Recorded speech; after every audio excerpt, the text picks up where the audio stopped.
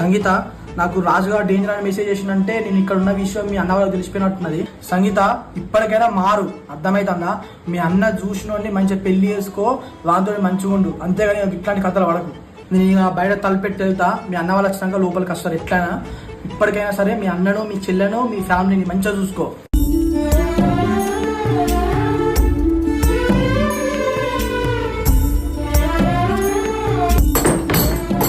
రే, ఇదేరా school పక్కకి ఇల్లు అంటే అదే ఇల్లేరా?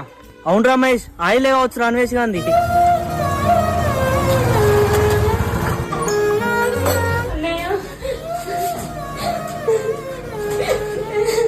సంగీత, ఆ అన్వేష్ గారు ఏడి?